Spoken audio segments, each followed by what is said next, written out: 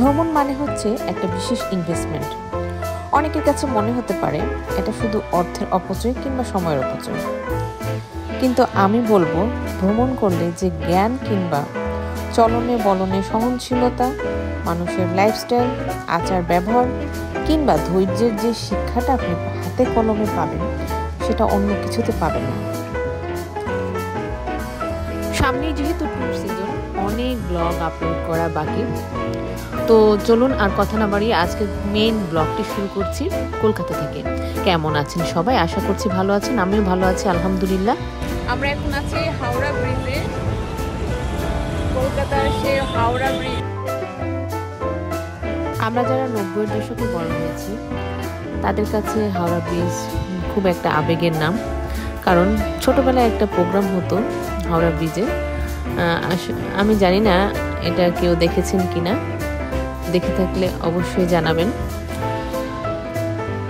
আমি আমার ব্লগগুলোতে মোটামুটি ইনফরমেশন দেওয়ার চেষ্টা করি। আজকে অনেকের প্রশ্নের উত্তর দিব।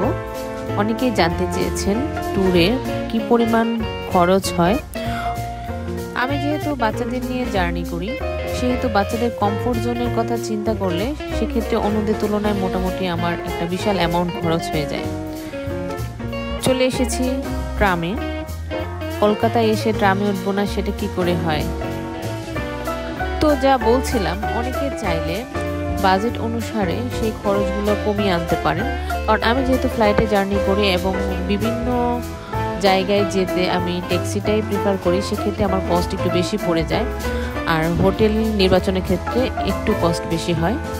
সেক্ষেত্রে অন্যরা এই কস্টগুলো কমিয়ে আনতে পারেন তাদের জার্নির ক্ষেত্রে। আমার যেহেতু সময় কম ছিল, সময় কিংবা দূরত্ব কমিয়ে আনার ক্ষেত্রে এই ব্যবস্থাগুলো আমি অ্যাপ্লাই করেছিলাম নিজের ক্ষেত্রে, সেটাই আমি আপনাদের সাথে তুলে ধরেছি। এবার চলে এসেছি সেই বিখ্যাত কলকাতার প্লেস ভিক্টোরিয়া মেমোরিয়ালে।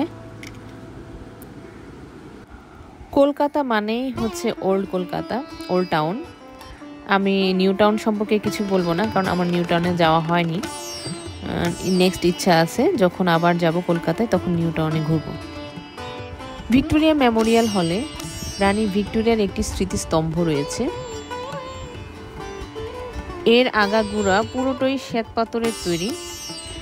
মহারানী ভিক্টোরিয়ার নামাঙ্কিত এই স্মৃতিসৌধটি বর্তমানে জাতীয় প্রদর্শনীশালা জাদুঘর এবং কলকাতার অন্যতম গুরুত্বপূর্ণ পর্যটন আকর্ষণ কেন্দ্র।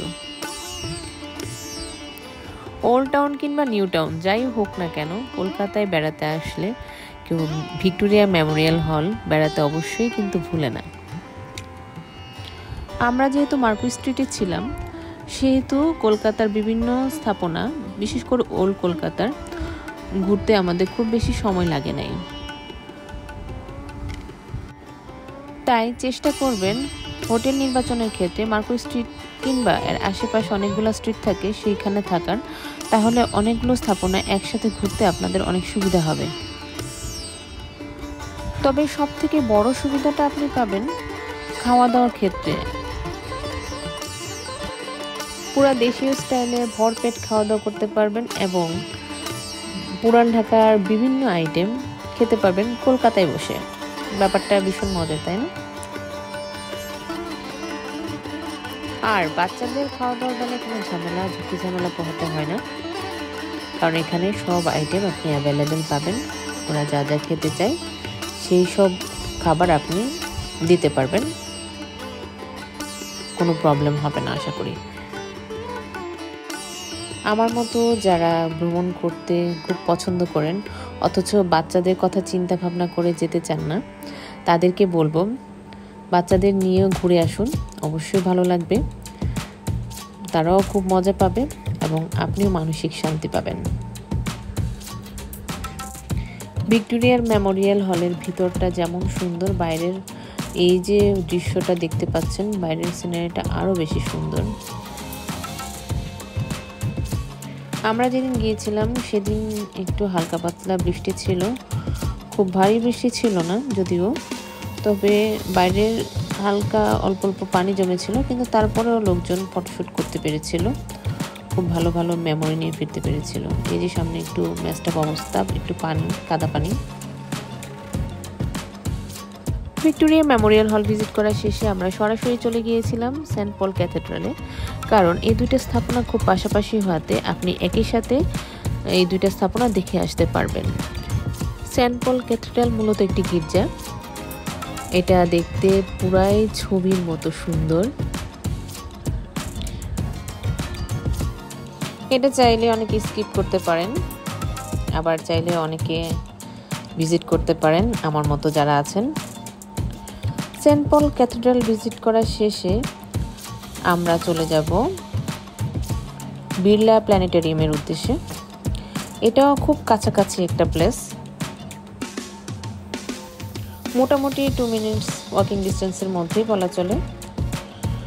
তবে বিড়লা প্ল্যানেটেরিয়ামকে আমি হাইলি রিকমেন্ড করব, অবশ্যই যেন সবাই এটা দেখে আসেন। এখানে 3D একটা মুভি শো দেখানো হয়, যেটা পুরোটাই সৌরজগৎ কেন্দ্রিক। কিছুক্ষণের জন্য মনে হতে পারে আপনি সৌরজগতে চলে গিয়েছেন। এটাই বাচ্চাদের জন্য খুবই শিক্ষামূলক একটা প্রোগ্রাম। সন্ধ্যার পর পার্ক স্ট্রিটের উদ্দেশ্যে চলে গিয়েছিলাম, সেখানে ভাজা পোড়া খেতে।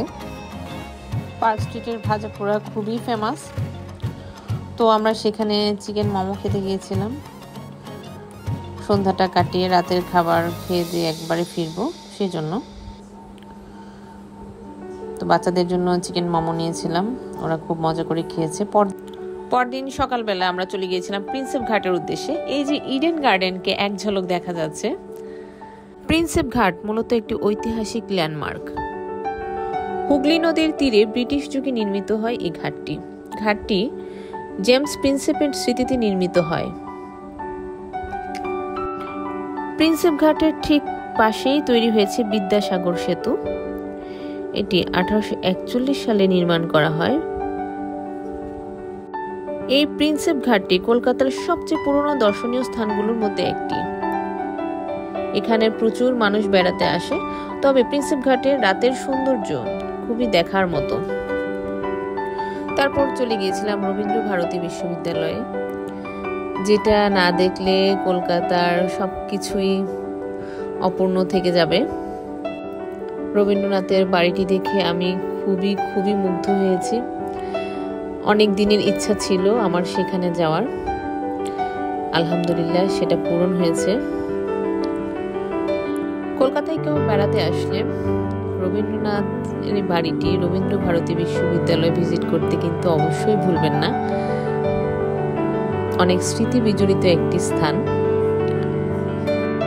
এপার বাংলা কিংবা ওপার বাংলা, প্রত্যেকটা মানুষের কাছে এটা একটা আবেগের জায়গা। কলকাতার অন্যতম একটি প্রধান আকর্ষণ হচ্ছে অ্যাম্বাসাডর ট্যাক্সি।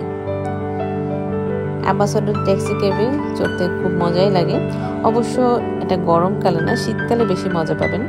যেহেতু এটাতে কোনো এসি নাই, সেহেতু এভাবেই জানালা খুলে একটু কলকাতা শহর পুরা হেলে দুলে ঘুরে ফিরে দেখতে পারবেন। ভীষণ এনজয় করতে পারবেন। কলকাতাতে 2 দিন আমরা ঘুরি একটু বৃষ্টির দেখা পেয়েছিলাম, খুবই হালকা পাতলা, কিন্তু বাকি সময়টা পুরাই কটকটা রোদ ছিল। আর মাঝে মাঝে হালকা গুড়ি বৃষ্টি পড়ছিল, এরকম টিপ বৃষ্টি যেটাকে বলে।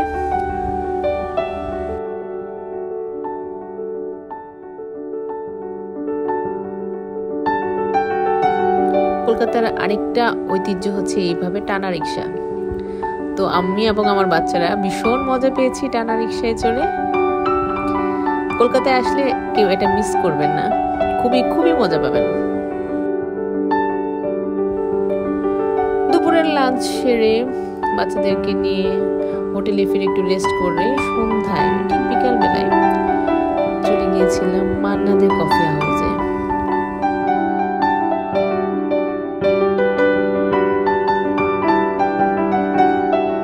আমি কিন্তু আগেও বলে নিয়েছি, আমি প্রত্যেকটা জায়গায় ট্যাক্সি ক্যাব ইউজ করেছি, যার জন্য আমার কস্ট খুব বেশি পড়েছে। আপনারা চাইলে মেট্রো রেল কিংবা ওয়াকিং ডিস্টেন্সের মধ্যে জায়গাগুলোতে নিজেরাই হেঁটে কাভার করে চলে যেতে পারবেন, সেক্ষেত্রে খরচ কম পড়বে। চলে এসেছি কলকাতার ভীষণ পুরনো একটি জায়গা, মান্নাদের কফি হাউস, যেটা কিনা সবসময় এরকম রমরমা ভরপুর অবস্থায় থাকে। Indian coffee house. কলকাতায় ইন্ডিয়ান কফি হাউস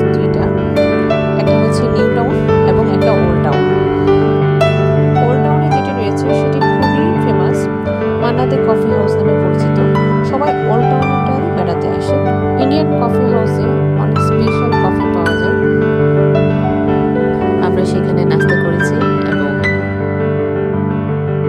কফি হাউসের স্পেশাল কফি খেয়েছিলাম। সেখান থেকে আমরা চলে গিয়েছিলাম কোয়েস্ট মলের উদ্দেশ্যে। রাতের কলকাতা শহর কিন্তু ভীষণ আলো ঝলমলে, ভীষণ সুন্দর।